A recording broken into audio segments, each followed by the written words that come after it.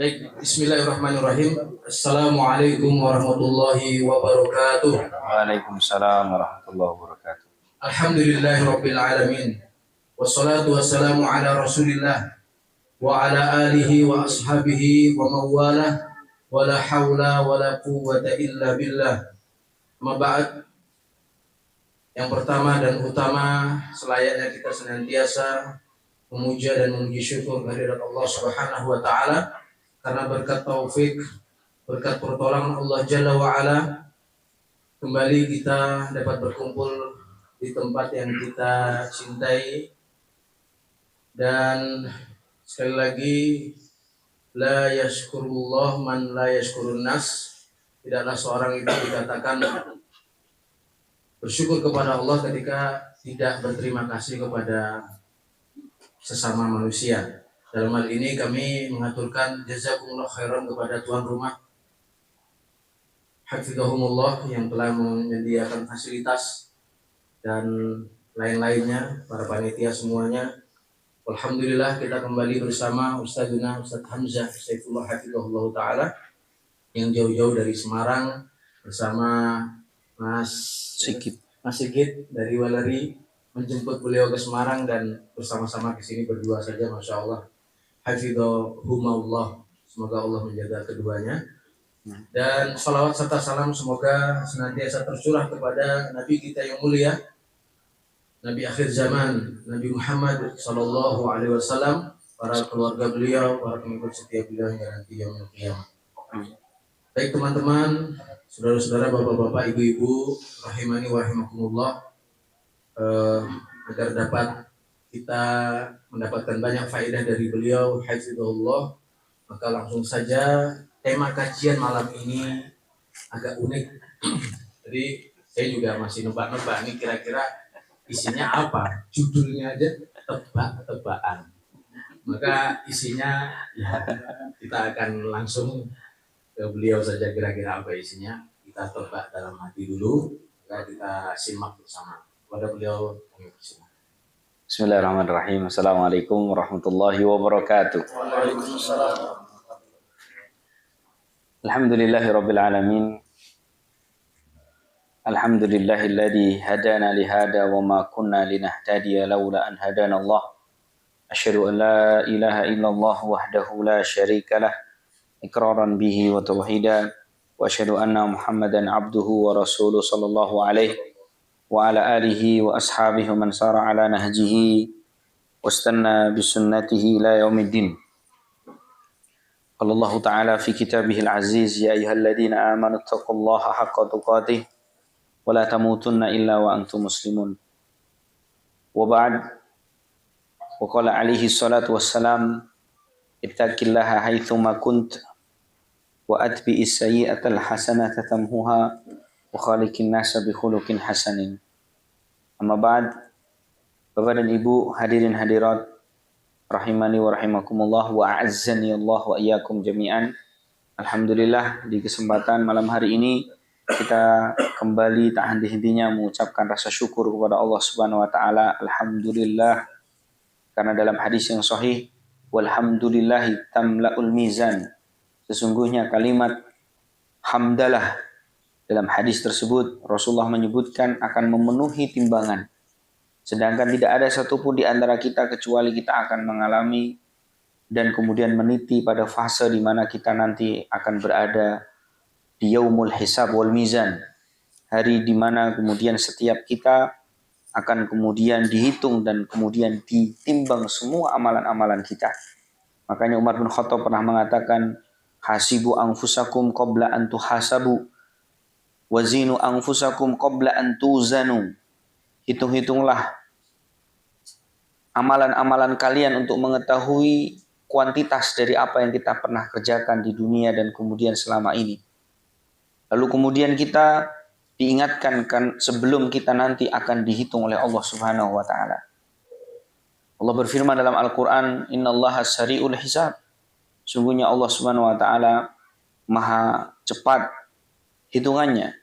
Kemudian Umar bin Khattab radhiyallahu taala anhu juga mengingatkan kepada kita, wazinu anfusakum, timbanglah untuk tentu mengetahui seberapa bagusnya amalan kita, seberapa ikhlasnya amalan-amalan kita, untuk kemudian kita timbang dari sisi kualitas.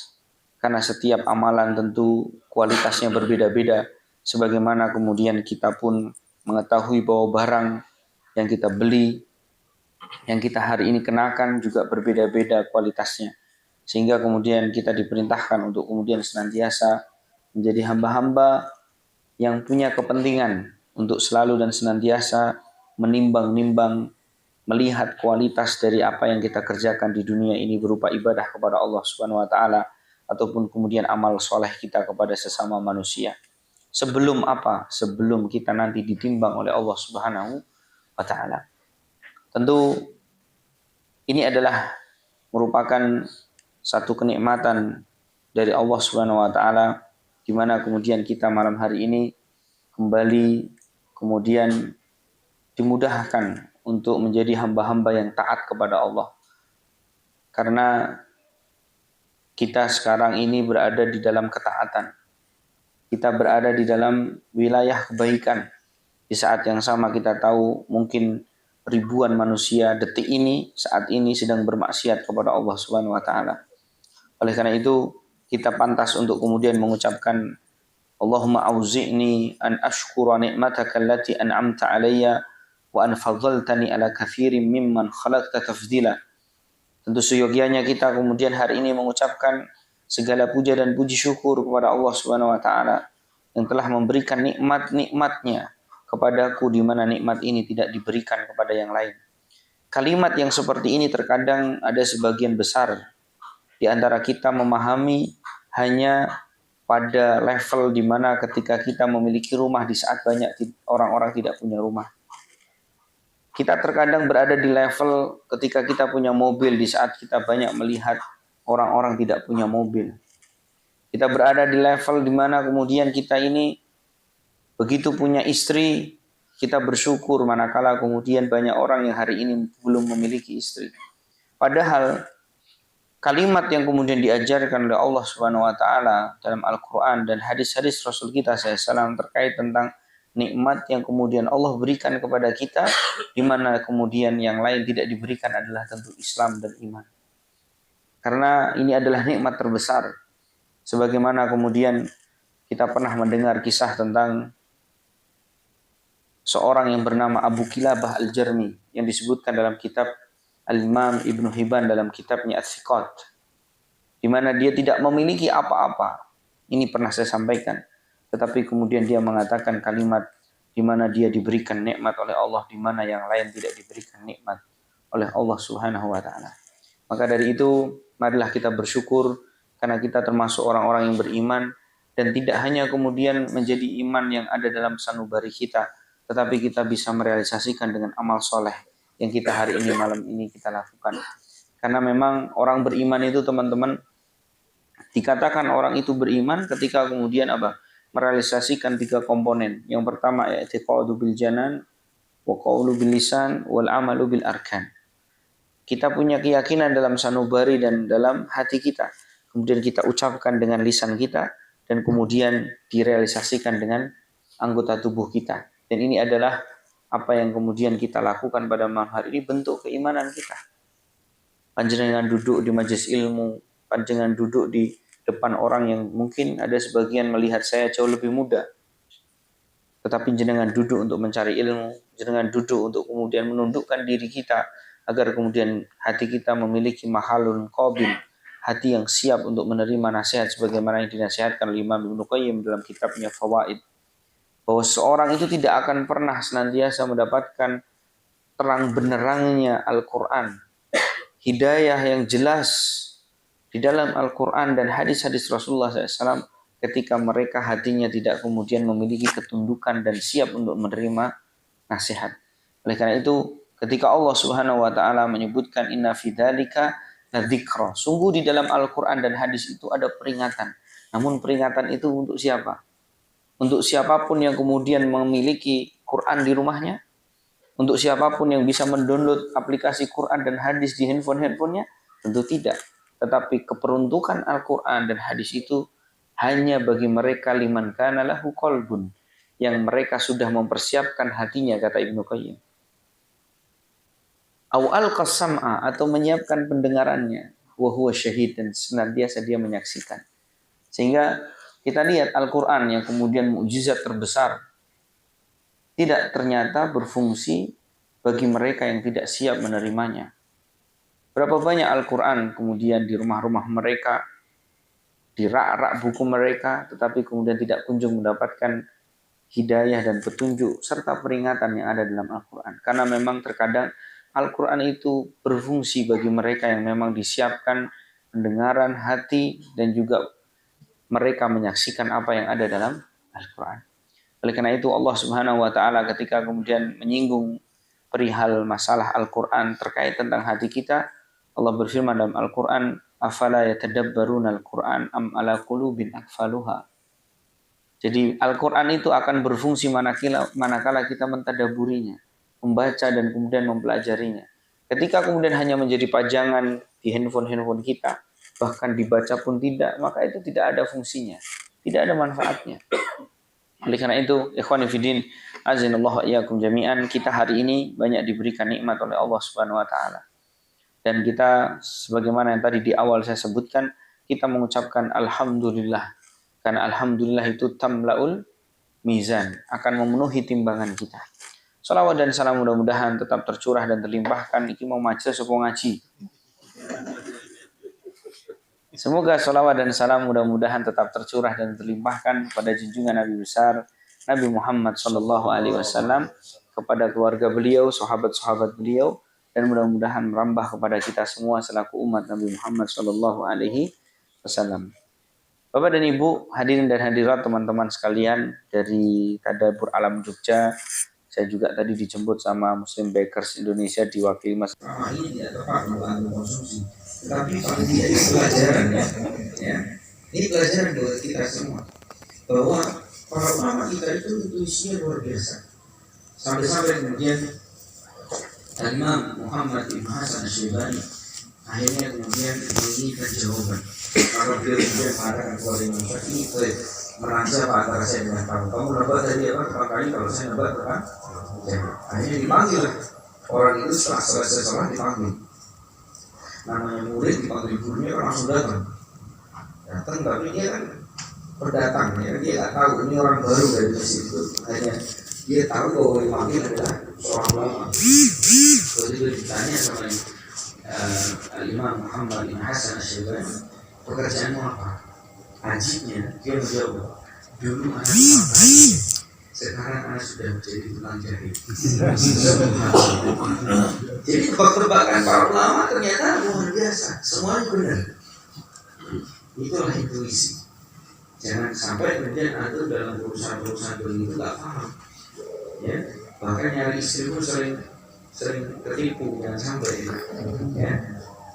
Dan sampai kita seperti itu. Cara mukmin itu harus diasah intuisinya, harus belajar, dan itu harus kemudian kita asah dengan ketakwaan kita kepada Allah Subhanahu wa taala. Kenapa saya katakan demikian? Karena memang banyak sekali kisah-kisah di dalam ya orang-orang salaf itu terjadi hal-hal yang seperti itu. Bahkan Imam Syafi'i pernah menceritakan tentang kisah pribadi di mana beliau suatu ketika pergi ke Mesir. Ya, karena beliau waktu itu dari Kufah untuk pergi ke Mesir untuk kemudian reklah ilmiah beliau datang ke sana, dan kemudian beliau ketika sampai di sana karena belum ada handphone, belum ada juga Traveloka atau kemudian tiket.com, sehingga begitu sampai sana belum ada dapat hotel. Kalau sekarang saya tinggal info Antok atau info Mas Hasbi, alhamdulillah, Ustaz pokoknya nanti alamatnya di sini, saya tinggal datang. Dulu nggak ada begitu.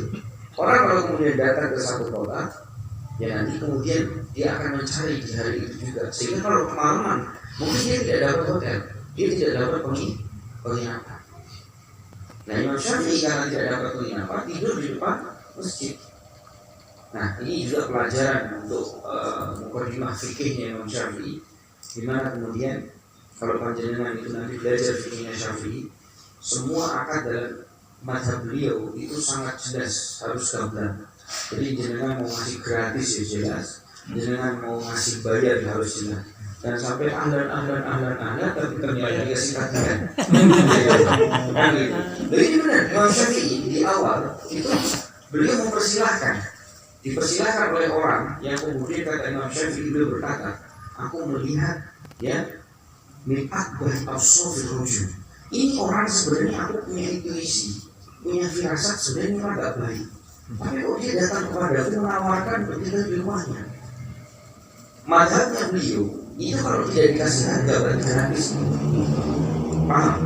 Makanya kalau antum kemudian di negeri kita mengatakan saya mazhab Syafi'i, kok beli makanan sudah pesan makan segala macam baru bayar, itu salah dalam metodologi bermazhab.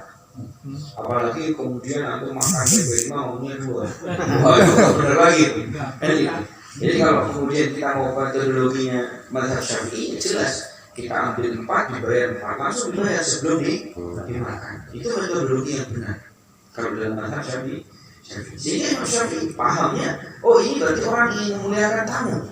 Sehingga beliau ikut ke rumahnya. Begitu ikut ke rumahnya, teman-teman, ternyata subhanallah orang ini betul-betul membuat Imam Syafi'i itu langsung banyak istighfar. Kemana gak banyak istighfar? Ternyata di rumahnya disiapkan makanan, buah-buahan, tempat tidurnya disiapkan, fatul. Pokoknya untuk tinggal di sini enak, pokoknya semua. Sampai beliau semalam tidak bisa tidur. Ini orang sebenarnya firasatnya nggak baik, tapi kok baik banget gitu. Sampai besok paginya disiapkan air hangat, disiapkan sarapan dan sebagainya. Akhirnya Imam Syafi'i bertobat kepada Allah. Astagfirullah. Ya, dan ini para ulama menjelaskan apa bedanya antara firasat dengan su'udzon. Nah ini kebanyakan sebagian kita mungkin ada yang bertanya, Ustaz, bedanya apa Ustaz? Firasat sama su'udzon. Su'udzon itu prasangka dan intuisi yang ada dalam hati kita tapi diungkapkan sebelum terjadi. Itu namanya su'udzon. Contoh. Oke, tapi saya kira benar. Ini su'udzon. Dia sudah ucapkan. Tapi kalau intuisi itu dia pendam untuk dirinya sendiri dan dia masih kemudian kendalikan situasi dalam pikiran dan kemudian perasaan dia kendalikan itu. Ketika kemudian dia bersangka buruk pun dia istighfar sambil istighfar, itu masih dalam taraf intuisi. Oh itu banyak, oh anak, mudah-mudahan tidak, semoga tidak. Itu intuisi itu. Ya, tapi kalau sudah komen ngomong aja itu, ini sudah sudah dan bahkan mungkin pada level kemudian kita gibah kepada saudara kita. Ya, tapi kalau Imam Syafi'i menceritakan ini ketika selesai kejadian, maka beliau bercerita di pagi harinya beliau akhirnya mengenalkan diri beliau secara langsung untuk kemudian berterima kasih kepada orang tersebut. Karena tadi sudah disampaikan, orang kalau tidak berterima kasih sama orang berarti tidak bersyukur pada Imam Syafi'i akhirnya mengenalkan diri. Aku ini adalah Muhammad bin Idris Syafi'i. Kalau kamu nanti ke Mekah, cari kopiahku, saya akan balas kebaikan hari ini. Beliau sambil siap-siap, sambil cerita-cerita, kata beliau, pokoknya kalau kamu nanti umroh, datang ke kabinet saya akan balas.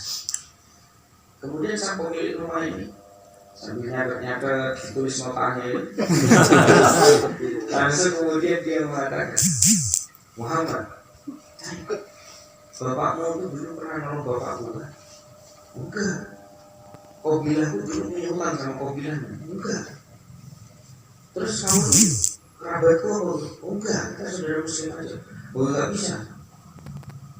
Kamu itu bukan saudaraku, bukan kerabatku. Saya juga enggak punya utang sama engkau. Saya juga kemudian kobilahku tidak pernah punya utang budi kepada kobilahmu. Terus kamu mau pulang belum bayar ini semua kan? Dikasih notanya. Imam Syafi'i subhanallah, ciri-ciri seorang muslim yang hebat itu adalah ketika kemudian kita itu ternyata diperlakukan seperti itu bukan kehinaan buat kita. Justru kemudian dia langsung bersyukur kepada Allah. Alhamdulillah, berarti saya firasatnya benar. Tapi tidak perlu kemudian selalu mengedan begitu. Habis tidak begitu. Alhamdulillah. Tapi dia ceritakan untuk situasi itu diketahui oleh kita, teman-teman.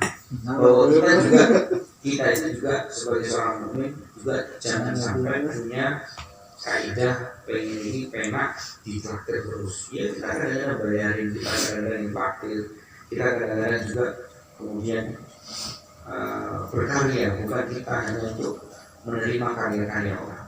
Itu satu di antaranya. Dan sebenarnya kisah tentang tebak-tebakan ini atau firasat ini, sebenarnya saya ingin menceritakan tentang bagaimana situasi dalam kehidupan kita tentu.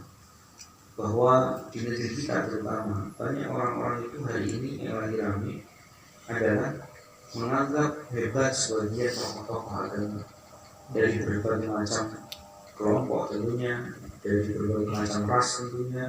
Sebagian besar masyarakat Indonesia terutama itu masih sangat percaya tentang kewalian-kewalian yang dianggap sebagai rahmat ataupun kemudian kewalian dari Allah, padahal itu bukan. Ini yang terjadi seringnya. Padahal kalau kita lihat, kalau Imam Syafi'i sebegitu kuat intuisinya, siapa lebih kuat antara Imam Syafi'i dan Umar bin Khattab? Maka jawabannya itu Umar bin Khattab. Umar bin Khattab itu selevel beliau, bukan lagi seperti Imam Syafi'i. Beliau sudah levelnya itu, kata Nabi SAW, lau salat tafajjan la salat kasyaitan fajjan wa fajjan. Kalau kamu jalan di satu jalan wahai Umar, maka kemudian setan itu akan mencari jalan yang tidak dilewati. Beda sama kita turun lewatnya, kita jalan di sini. Kita kumpul di mana majelis, setannya itu majelis sama kita di sini. Bedanya kita dengan Umar bin Khattab. Tetapi subhanallah, tidak ada satu pun riwayat yang menyebutkan Umar bin Khattab radhiyallahu ta'ala anhu bisa terbang, itu tidak ada. Tidak ada satu pun riwayat bahwasanya Umar bin Khattab itu mengetahui sesuatu yang gaib, tidak ada sama sekali. Tiba-tiba hari ini muncul orang-orang yang kemudian mengaku sebagian orang itu wali, tapi kemudian keyakinan dan kepercayaannya melebihi kepercayaan dan kehebatan daripada mereka orang-orang hebat di zaman terdahulu. Tentu ini adalah hal yang harus kita hari ini sampaikan kepada umat, bahwa pentingnya hari ini itu kita belajar sirah, belajar tarikh Islam, agar kemudian kita bisa mengadopsi kehebatan orang-orang terdahulu untuk kita praktekkan dalam kehidupan kita. Karena Ali bin Abi Thalib radhiyallahu ta'ala anhu bahkan pernah mengatakan, istadir bima kan ala ma huwa al-kaid innal umura ishtibah. Ambillah pelajaran dari orang-orang terdahulu, dari bagaimana kemudian mereka itu menjadi orang hebat, dari bagaimana mereka ada sebagian di antaranya yang kemudian dihinakan oleh Allah, untuk kemudian kita adopsi dalam kehidupan kita. Yang baik kita tiru, yang buruk jangan sampai kemudian kita terjerumus ke dalam sifat-sifat yang ada pada mereka. Kenapa demikian? Innal umura ishtibah. Karena kehidupan manusia itu sama, teman-teman. Jadi kenapa dalam Al-Quran itu sepertiga di antaranya adalah sirah? Kenapa sepertiga di antaranya adalah kisah-kisah orang terdahulu? Karena itu pelajaran yang paling mudah untuk bisa kita ambil. Makanya bagaimana Allah Subhanahu Wa Taala menceritakan di dalam Al-Quran tentang buruknya sifat qaul, itu adalah pada kesombongannya. Allah menyebutkan secara detail di dalam Al-Quran ketika dia ditanya oleh orang-orang, ya kenapa kamu bisa kaya seperti ini? Jawabannya dia, innama utitu ala ilmin ini. Sesungguhnya aku bisa begini karena aku pintar. Ternyata itulah yang kemudian menjadi esensi untuk kita mentadaburi ayat tersebut, di mana jangan sampai kita sombong sebagaimana kau. Ketika kemudian Luqman Al-Hakim yang sebenarnya adalah orang yang tidak dikenal sebagai nabi, bahkan beliau itu bukan juga seorang rasul, tetapi namanya diabadikan karena apa? Karena ucapan kepada anaknya yang menjadi suri teladan bagi kita, bahwa kepentingan orang tua kepada anaknya adalah bagaimana mendidik mereka, mewanti-wanti mereka untuk kemudian jangan sampai terjerumus pada kesyirikan. Lihat, hikmah-hikmah dalam Al-Quran dari kisah-kisah orang terdahulu adalah mayoritas untuk kemudian kita bisa mentadaburi. Makanya kalau teman-teman tadabur alam Jogja, kok orang tahu ngaji tentang tadabur para ulama dahulu, yo kok banget tadabur yo pondok ke gunung tadabur gawe video. Kuwi memang betul tadabur, tetapi tadabur yang paling kemudian utama dan lebih afdal adalah bagaimana Selain kita tentu silahkan naik gunung, silahkan jenengan mau pergi ke tempat mana yang bisa kita tadaburi. Ingat, tadabbur yang paling utama adalah tadabbur orang-orang beriman. Untuk kita praktekkan dalam aspek kehidupan kita, karena kehidupan mereka itu sama dengan kita. Maka ikhwan fillah azza ya jami'an, saya ingin mengutip satu tadabbur yang cukup menarik untuk kemudian hari ini kita bahas. Simpel saja, yaitu kisah tentang Umar bin Khattab radhiyallahu anhu manakala beliau menuntut ilmu. Cukup bagi kita satu kisah ini untuk kita bawa pulang ke rumah sebagai motivasi buat kita semua. Tebak-tebakannya sudah, tadi cuma sebenarnya keceplosan aja. Jadi sebenarnya esensi dari ceramah malam hari ini adalah simpel insya Allah. Sebelum saya sampaikan tentang bagaimana Umar bin Khattab menuntut ilmu, saya mau sampaikan kepada panjenengan. Umar bin Khattab itu tokohnya orang yang nanti akan masuk surga Firdaus. Rasulullah satu hari pernah duduk bersama Ali bin Abi Thalib.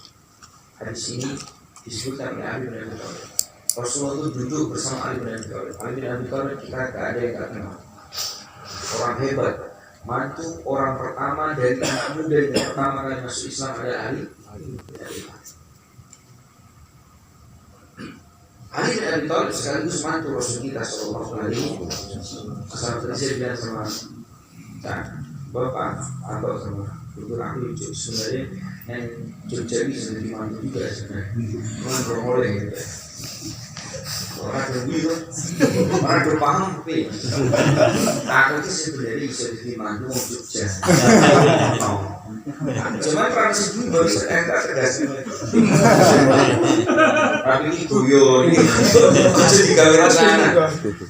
Jadi Ali bin Abi Thalib satu hari ketika duduk bersama Rasul, itu beliau disampaikan oleh Rasul kita alaihi wasallam. Ya Ali, jadi Umar bin Khattab sama Abu Bakar sedang jalan berdua, jalan menuju ke Rasulullah SAW. Kemudian Rasulullah memanggil Ali, innahuma sayyidah kuhulatin ahlul jannah. Tahukah engkau Ali bahwa dua orang ini nanti akan menjadi tokohnya para penghuni surga. Surga yang tertinggi itu tokohnya adalah siapa?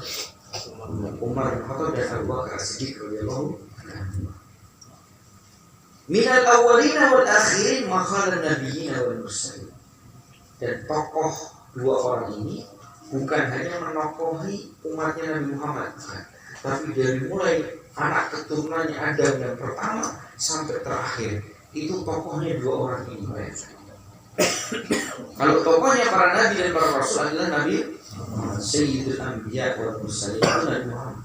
Subhanallah. Dan inilah kemudian oleh para ulama kita juga dibahas dalam kitab Asratus Sa'ah, di mana kemudian di antara kelebihan umat Nabi Muhammad SAW adalah ketika Allah menjadikan umat Nabi Muhammad bisa mengimami Nabi Isa alaihissalam. Hadis yang menerangkan tentang Nabi Isa itu turun disebutkan oleh Rasul kita SAW. Beliau dibawa oleh dua malaikat dengan dua sayap yang kemudian kanan dan kirinya dipegang oleh Nabi Isa dengan tangan dan kirinya Nabi. Beliau turun dengan kemudian rambut yang sudah berkucuran bekas air wudhu. Kemudian beliau turun dan disambut oleh Imam Mahdi. Lalu kemudian dengan umat Islam yang pada saat itu berkumpul untuk sholat, untuk kemudian menghadap Allah Subhanahu wa Ta'ala. Seraya mereka mengatakan, wahai Nabi Isa, imamlah kepada kami. Dan Nabi Isa mengatakan, sungguh kalian adalah umat yang dilebihkan oleh Allah Subhanahu wa Ta'ala bisa mengimami kami, mengimami Nabi Isa. Sehingga Imam Mahdi lah yang nanti akan menjadi imam, di belakangnya ada makmum yang itu adalah Nabi dan Rasul Allah Subhanahu wa Ta'ala, Nabi Isa alaihi salatu wassalam. Maka ikhwan fillah azza ya jami'an, kita memang datang terakhir, tetapi kita nanti akan dihisab di awal. Kita memang datang terakhir, umat akhir, tetapi kita akan didahulukan oleh Allah Subhanahu wa Ta'ala masuk surga. Begitulah umat Nabi Muhammad sallallahu alaihi wasallam. Nah, ketika kemudian Rasulullah SAW menyebut tentang keutamaan Umar bin Khattab dan Abu Bakar As-Siddiq, atau Abu Bakar As-Siddiq dan Umar bin Khattab, menunjukkan bahwa Umar bin Khattab ini sebenarnya adalah orang yang sudah dijamin surga. Hadis menyebutkan tentang Umar bin Khattab di surga itu bukan 1 sampai 10, puluhan hadis yang menyebutkan tentang Umar bin Khattab itu di surga. Hadis dari Abdullah bin Umar jelas menyebutkan Abu Bakar fil jannah, wa Umar fil jannah, wa Uthman fil jannah, wa Ali fil jannah, dan seterusnya. Yang menyebutkan secara spesifik itu begitu banyak. Tetapi subhanallah, sebelum saya menceritakan tentang bagaimana Umar bin Khattab menuntut ilmu, saya mau menceritakan kepada panjenengan, Umar bin Khattab itu orang yang sudah jelas-jelas disambut dengan keistimewaan yang diberikan kepadanya, tetapi beliau tidak pernah lemah. Bahkan orang yang paling takut terjerumus pada kemunafikan justru Umar bin Khattab radhiyallahu ta'ala. Hudzaifah bin Yaman saksinya. Beliau orang yang kemudian sangat getol bertanya kepada Hudzaifah bin Yaman, sirru Rasulullah SAW. Kita tahu Hudzaifah itu adalah pemegang rahasia Rasulullah SAW. Bayangkan Umar bin Khattab bertanya kepada Hudzaifah berkali-kali, apakah aku termasuk orang yang kemudian disebut namanya sebagai orang munafik? Ini Umar bin Khattab. Kita ini Masya Allah nama kita tidak disebut, dijamin juga tak pernah. Tapi tidak pernah ada di antara kita khawatir akan kemunafikan. Kita santai. Kalau ngaji, bahkan ini paling ajib. Kalau ngaji, kalau itu ustaz-ustaz kibar itu kan kadang-kadang ngasih contoh lucu-lucu gitu. Itu maju di masjid mau ribuan orang, dia duduk lihatin ini. Ustaznya menjelaskan tentang orang-orang munafik, langsung dia pikiran, itu kayaknya tetangga saya. Itu puisi mestinya dipikirkan aja nih. Lalu kemudian kita itu ketika mendengarkan nasihat yang kemudian menjadi objek nasihat itu adalah kita. Harusnya kita dong. Oh itu saya. Itu saya. Jangan kemudian kita mengatakan jadilah Abu Bakar, Umar, oh itu saya. Jangan begitu. Tapi ketika kemudian disebutkan tentang keburukan sifat yang melekat pada diri seorang hamba begini, baru kemudian kita berkata, ya Allah, seperti itu ya Allah. Jadi yang dipikirkan dia sendiri. Maka orang-orang seperti ini adalah orang-orang yang berhasil dalam menuntut. Mereka adalah orang-orang yang berhasil dalam mendengarkan nasihat. Kata Ibnu Qayyim, inilah orang-orang yang lahu mahalun qabil, yang mereka itu memiliki hati yang sudah siap untuk menerima. Jangan menjadi orang-orang yang kemudian kalau melihat contoh-contoh keburukan langsung pikirannya tonggone, merasa pikirannya kemudian kayak kocok kursi membayar utang dan seterusnya. Jangan. Tapi fokus sama pada diri kita. Ikhwan fillah azza wa jalla. Lihat keutamaan Umar bin Khattab radhiyallahu ta'ala. Dan di pada saat ini sekarang saya akan menyebutkan satu kisah yang ini disebutkan oleh banyak para ulama kita untuk memotivasi kita.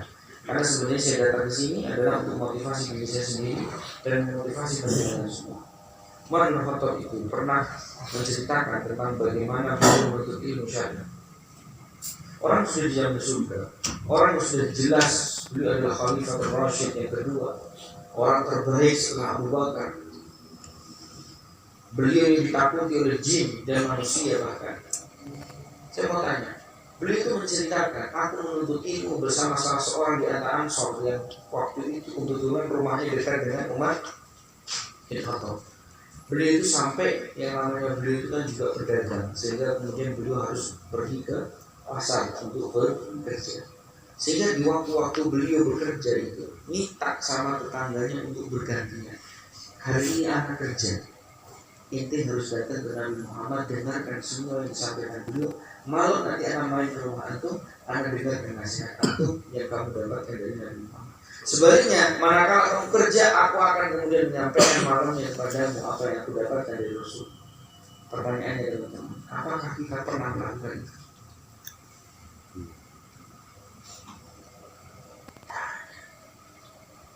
Kita kemudian bahkan mungkin yang ngaji di pengajian mana, kajian-kajian rutin, menanyakan tadi yang disampaikan Ustaz apa? Itu aja nggak pernah.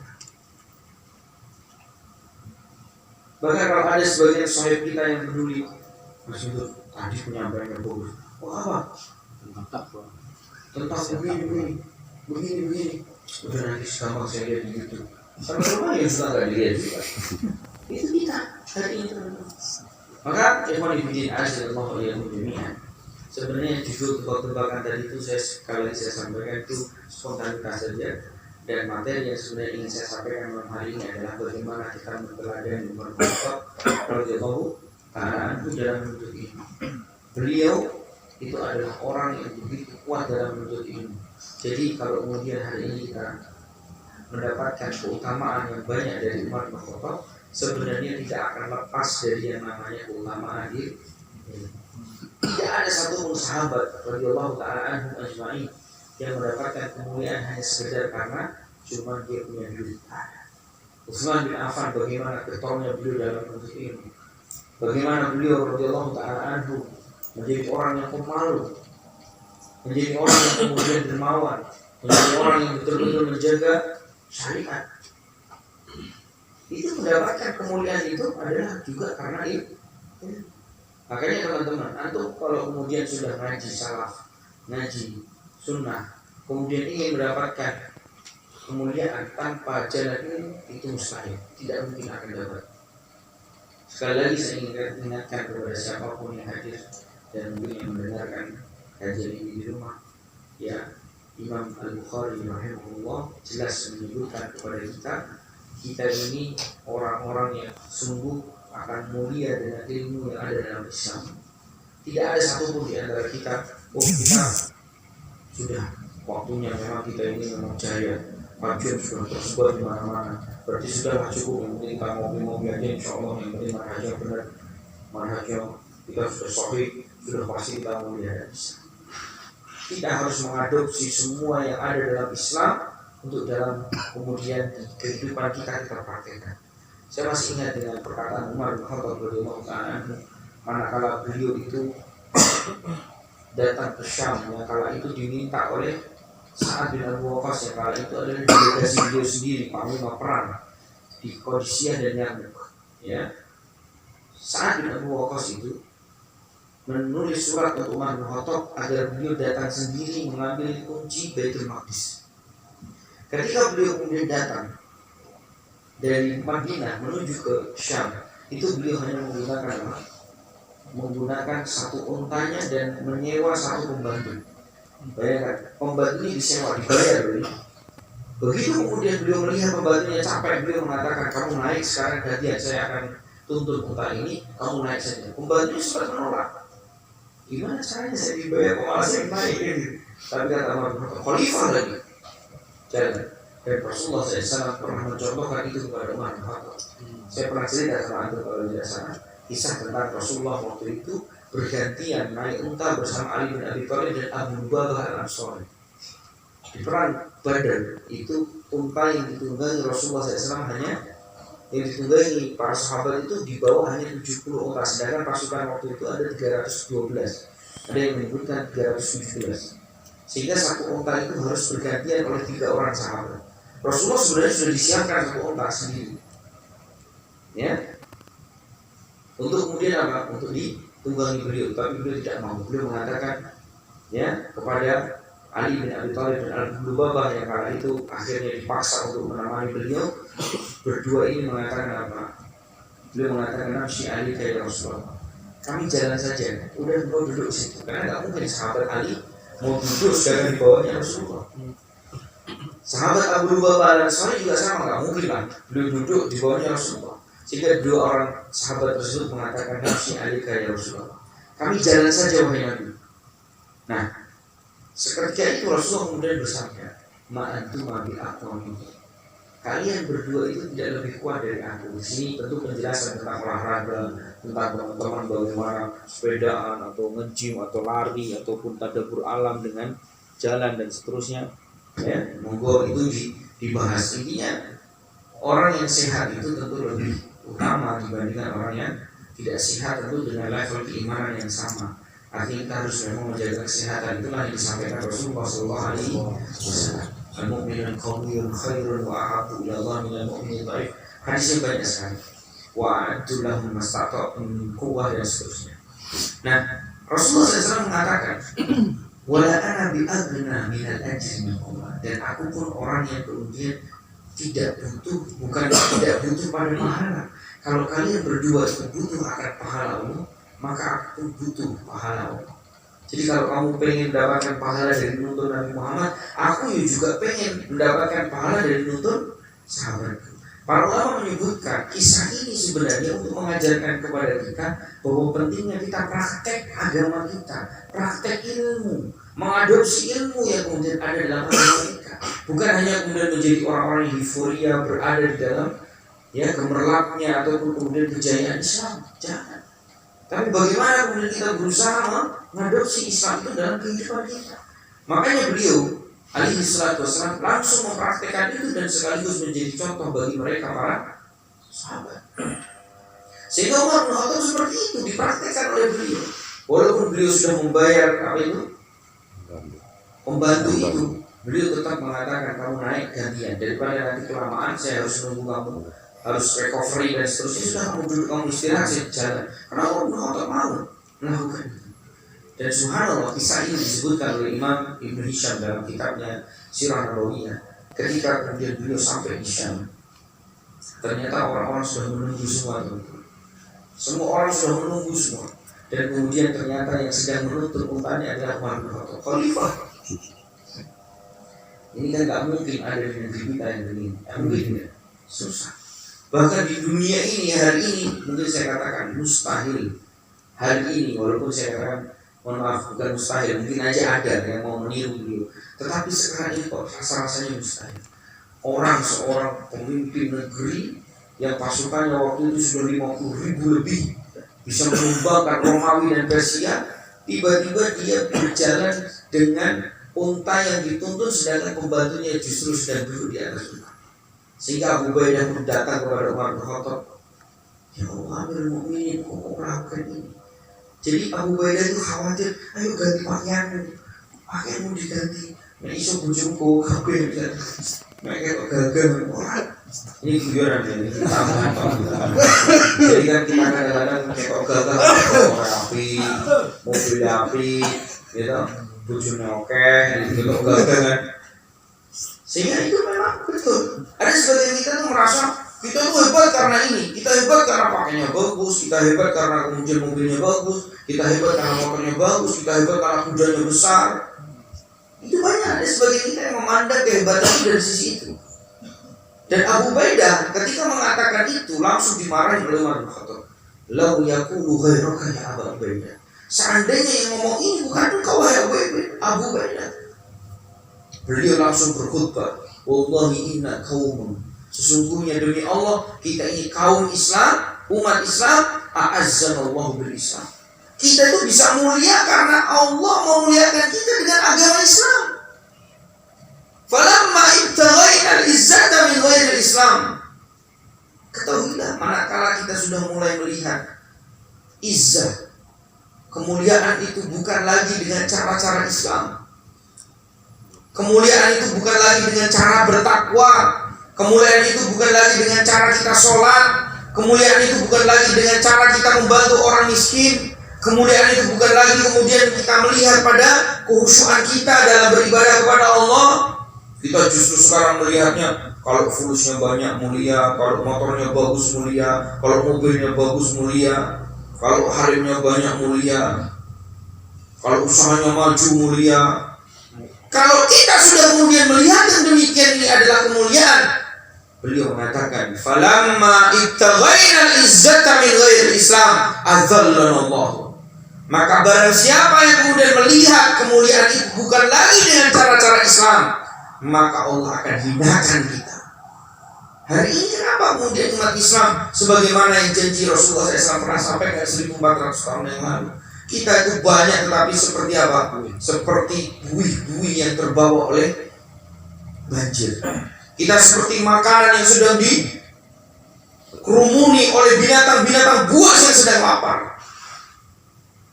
Sampai para sahabat mengira, awamin killatihim ya Rasulullah, apakah karena kemudian mereka jumlahnya sedikit wahai Nabi? Lah, banyak kecil. Justru mereka itu banyak. Hari ini kita itu banyak. Nanti kalau lihat kajian-kajian tabligh akbar kita, Allah banyak. Parkiran nggak muat, masjid-masjid di negeri-negeri kita yang besar pun nggak muat. Nggak muat. lebih-lebih lagi di level kemudian mereka yang belum ngaji. Antum tanya, antum lihat orang yang kemudian hari ini ikut nonton konser, 90% muslim, tapi mereka tidak ada kemudian yang mempraktekkan Islam. Tidak ada yang kemudian mau mengadopsi apa yang ada dalam Islam, sehingga mereka tidak mendapatkan kemuliaan.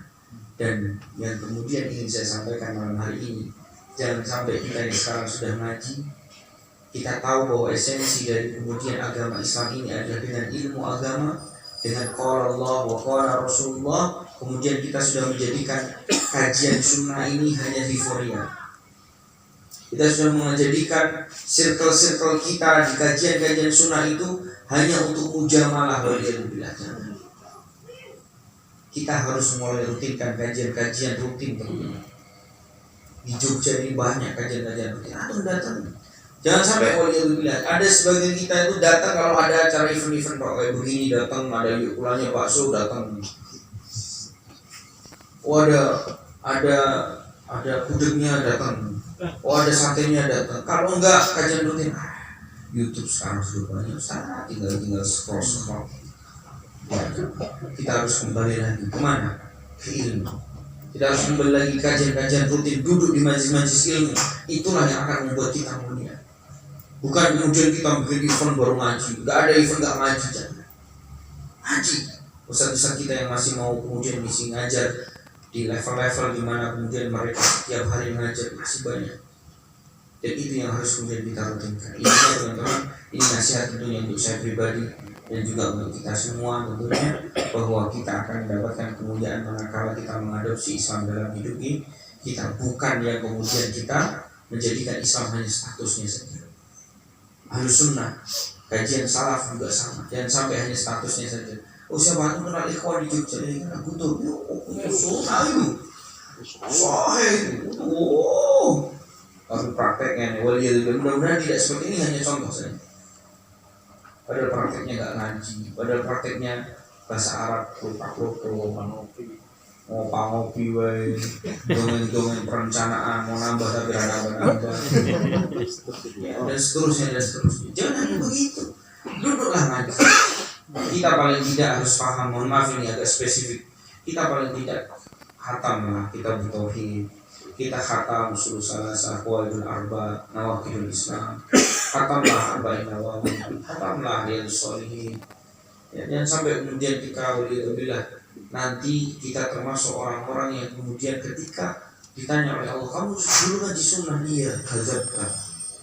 Mau gak kita kemudian dikatakan itu oleh Allah? Kamu dusta, kamu ngaji sunnah tapi gak tahu sunnah. Begitu kita mau? Waliyadzubillah. Maka ikhwan fillah azanallahu wa iyyakum, mudah-mudahan nasihat ini agak serius terakhirnya. Mudah-mudahan untuk kita semua baik, dan untuk kemudian kita semua menjadi orang-orang yang hari ini benar-benar sesuai dan senada dengan apa yang menjadi status kita, bahwa kita ngaji sunnah. Harusnya kita orang-orang yang bersemangat dalam sunnah ini dan juga mempelajari syariat kita. Amin. Mungkin ini yang bisa saya sampaikan teman-teman. Kurang dan lebihnya saya mohon maaf. Alhamdulillah tidak lebih dari 1 jam, kurang 2 menit tapi 1 jam. Dan anak tutup pada kesempatan malam hari ini dengan doa kafaratul majlis untuk anak. Subhanallah. Mungkin nanti ada pertanyaan, 1-2 pertanyaan untuk menegaskan tadi, nambahnya maksudnya nambah apa kan, tidak apa-apa ditanya. Bisa jadi ada yang penasaran. Tafadhol.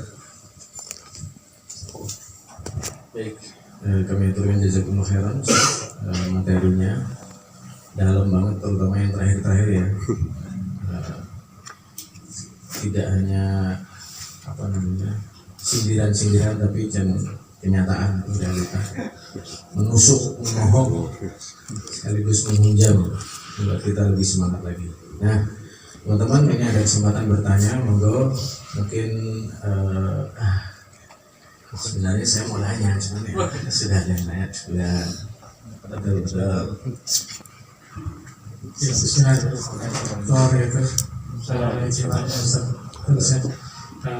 Kalau misalkan ada ikhwan yang tadi disebutkan, kalau kita firasat gitu ya Ustaz, ada ikhwan yang udah ngaji, ternyata ikhwan itu masih melakukan sikap yang kurang sopan kalau berkendara, bermuamalah, itu cara untuk penyampaian secara baik agar bisa merubah dari sikapnya itu bagaimana Ustaz?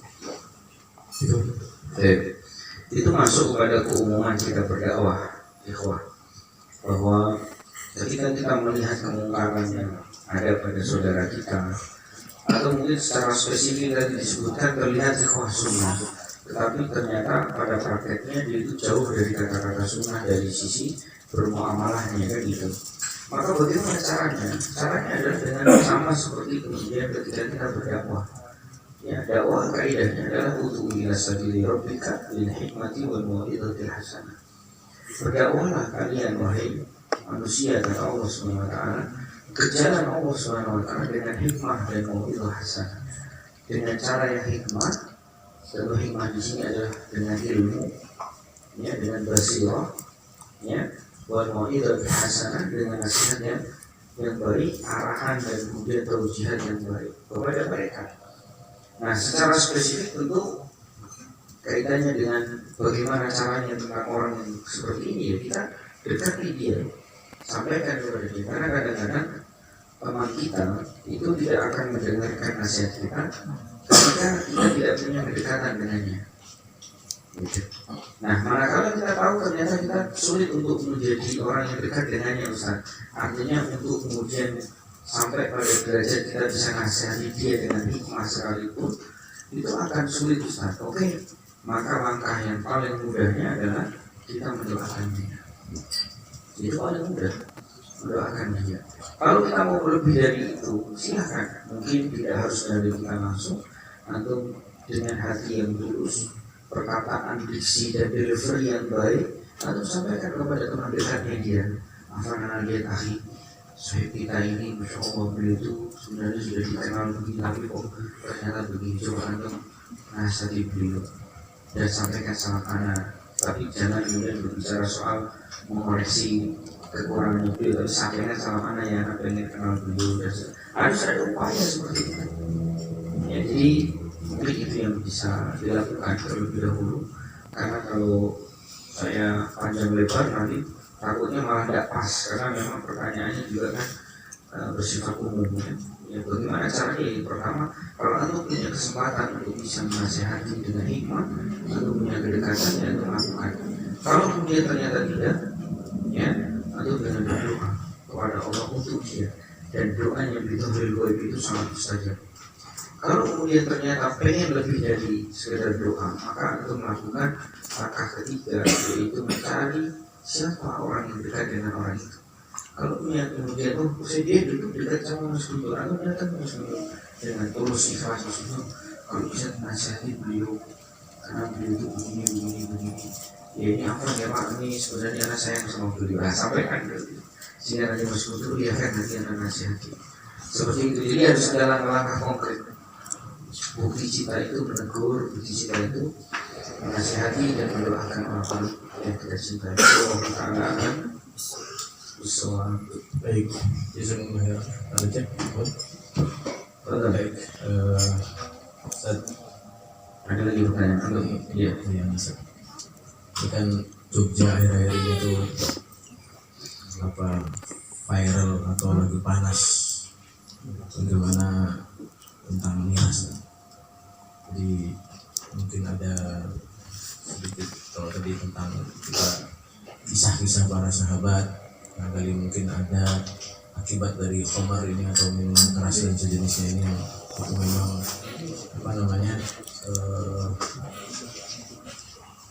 dilarang, jelas dilarang dalam Islam, bahkan disebutkan dalam Al-Quran juga Allah SWT yang langsung melarang khamar. Nah, termasuk ini juga sikap kita saat ini kan sebagian teman-teman itu kan sudah ilmu tentang keras lah gitu ya. Jogja krisis beras gitu, krisis ya.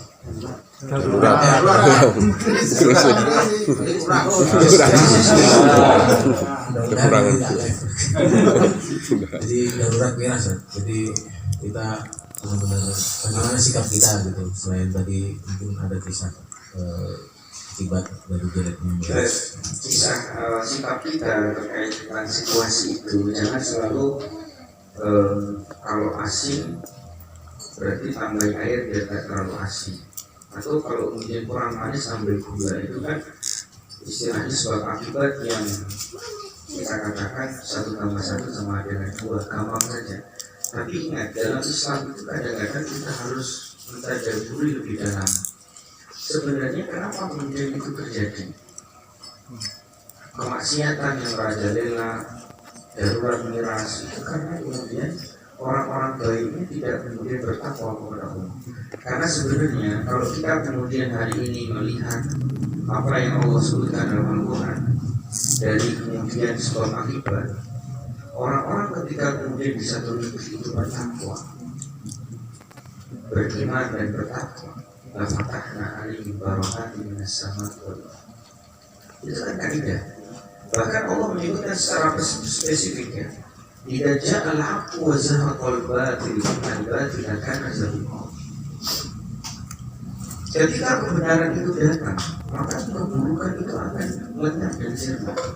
Berarti kalau ada dominasi dari kemudian keburukan yang ada di satu tempat, berarti kebaikannya itu sedang merosot.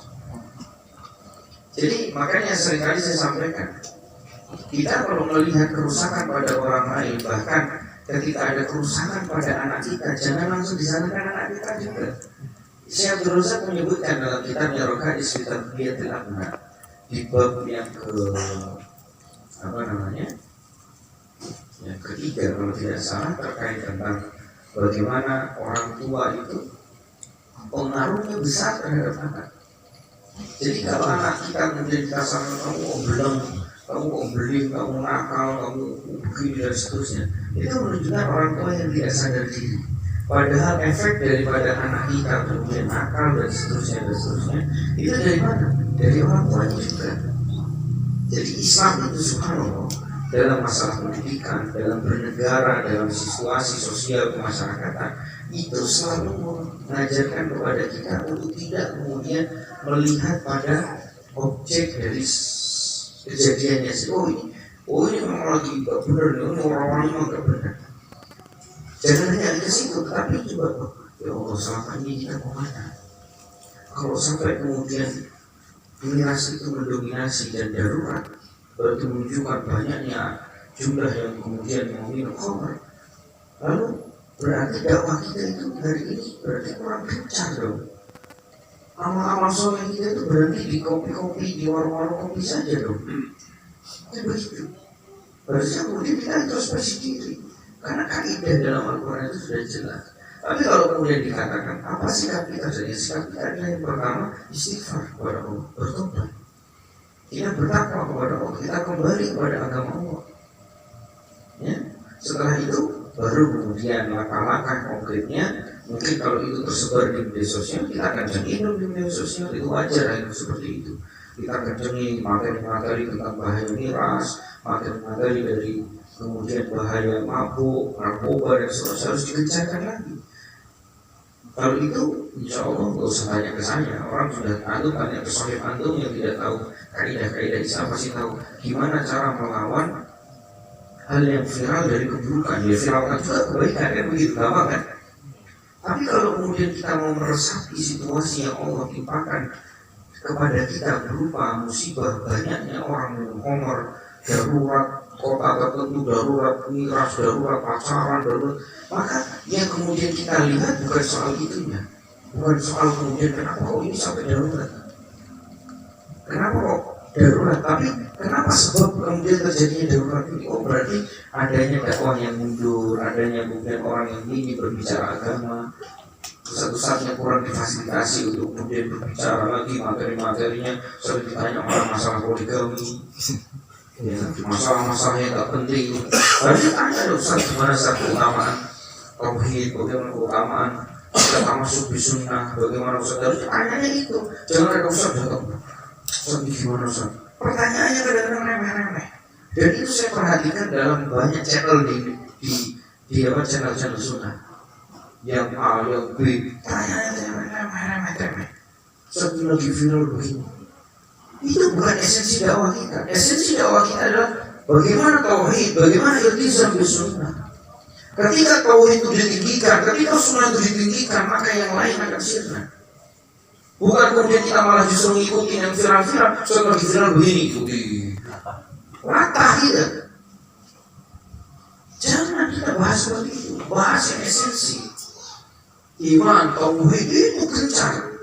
Kenapa kemudian dakwah sunnah sampai hari ini antum tidaklah kemudian ke mall masih ada orang yang kemudian kenal sunnah, antum ke pasar kecuali pasti yang ada yang kenal sunnah. Semua hari ini masya Allah. Dari mana sih itu? Dari kita Ustaz Mujaz enggak. Saya kenal sunnah 2004. Ada ustaz-ustaz kita yang kemudian sejak tahun 90-an, tahun 80-an mereka sudah getol bicara soal sunnah. Efek dari kemudian dakwah mereka yang kemudian berasal dari pangkal agama kita, menegakkan tauhid, memberantas kesyirikan, menegakkan sunnah, memberantas bid'ah, itulah yang kemudian hari ini kita rasakan nikmatnya sunnah. Kalau kemudian sekarang antum sudah menikmati sunnah lalu kemudian berbicaranya hanya di level sedang viral Ustaz, sedang viral Ustaz, sedang viral Ustaz, tidak akan selesai. Ada satu nasihat yang bagus teman-teman, ini agak serius teman-teman. Serius ini. Ya, antum tahu ketika kalimat yang keluar dari para ulama kita, idza saluhat ummah saluhatil ummah wa idza fasadatil ummah fasadatil ummah li'anna al-umara juz'un min al-ummah. Apabila masyarakat itu masyarakat yang baik, maka Allah akan menganugerahkan kita pemimpin-pemimpin yang baik. Sebaliknya ketika masyarakat itu buruk, maka akan Allah timpakan pemimpin yang buruk. Kenapa? Karena ternyata para pemimpin kita itu bagian kecil dari masyarakat kita. Coba kita perhatikan, kalau kita para orang tua sudah tidak lagi ngerti bagaimana kemudian skala prioritas di rumahnya, dia sudah tidak pernah mendudukkan istrinya, dia tidak pernah lagi kemudian ngaji bersama anak-anaknya, dia tidak lagi peduli dengan bagaimana bisa dan tidaknya anak kita tentang Islam, ngaji dan seterusnya, tidak peduli. Mereka akan tumbuh menjadi orang-orang, anak-anak yang kemudian nantinya tidak memiliki bekal dalam hidup mereka. Sehingga ketika mereka nanti suatu ketika jadi pemimpin negeri, itulah kualitas negeri kita.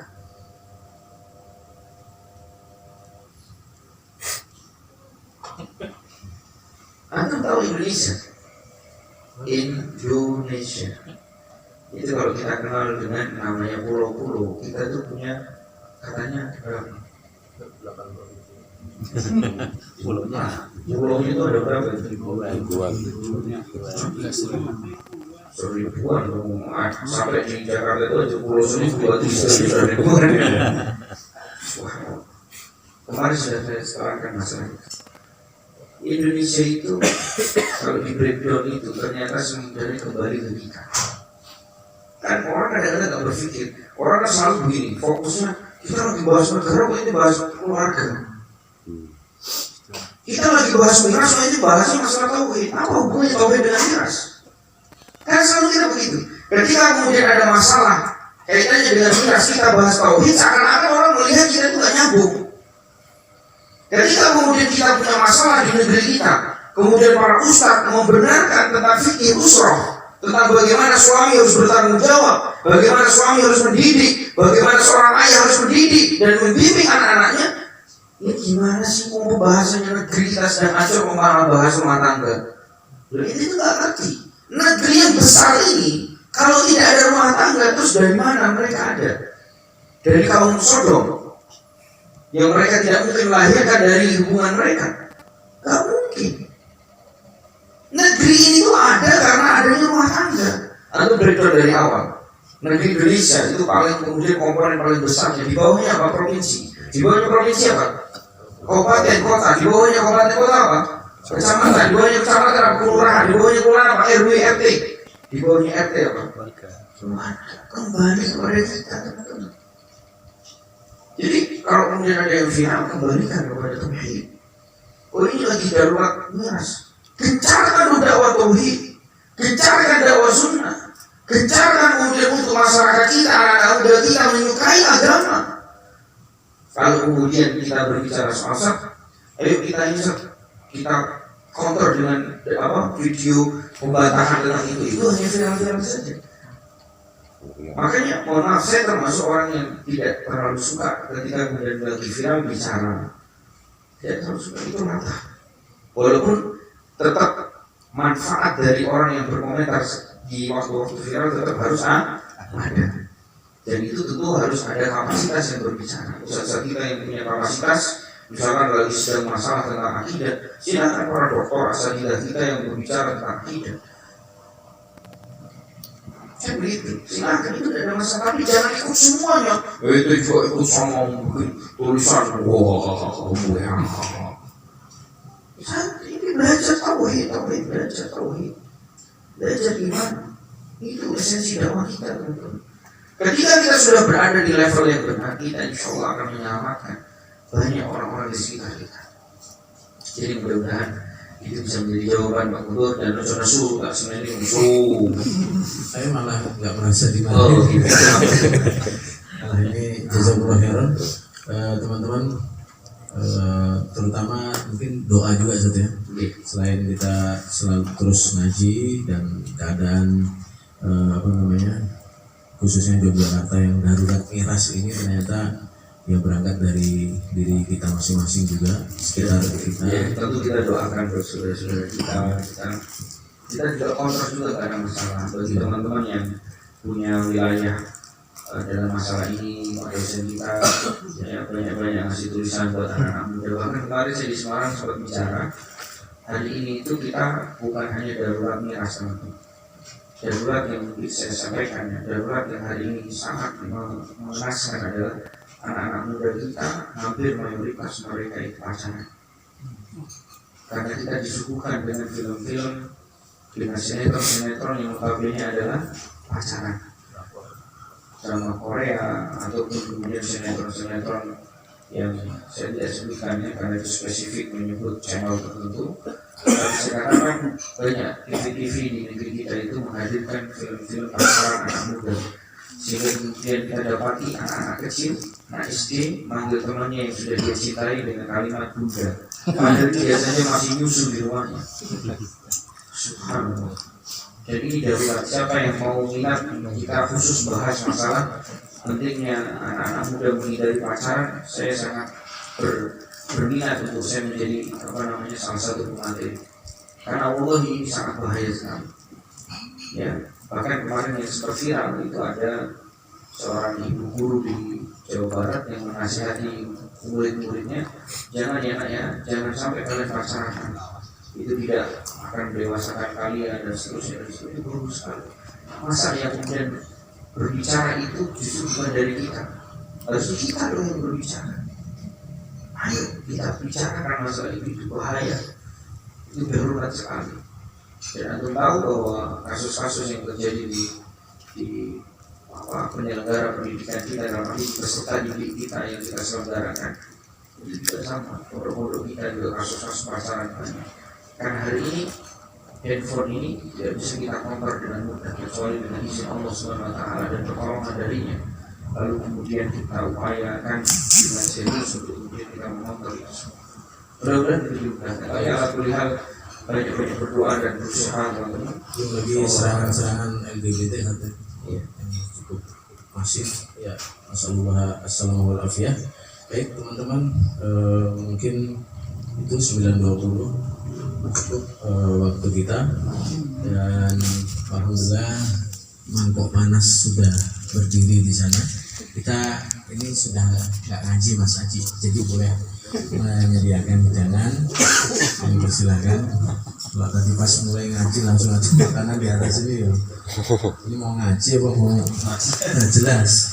Baik, jazakumullah khairan Ustaz. Mudah-mudahan Allah memberkahi ilmu, terus kemudian harta dan keluarga panjenengan, dan mungkin mudah-mudahan juga bisa terrealisasi bisa punya mantua di Yogyakarta. Kalau namanya jodoh dan wallahu ta'ala al-musab wa sallallahu ala nabiyina Muhammad walhamdulillahi rabbil alamin. Assalamualaikum warahmatullahi wabarakatuh.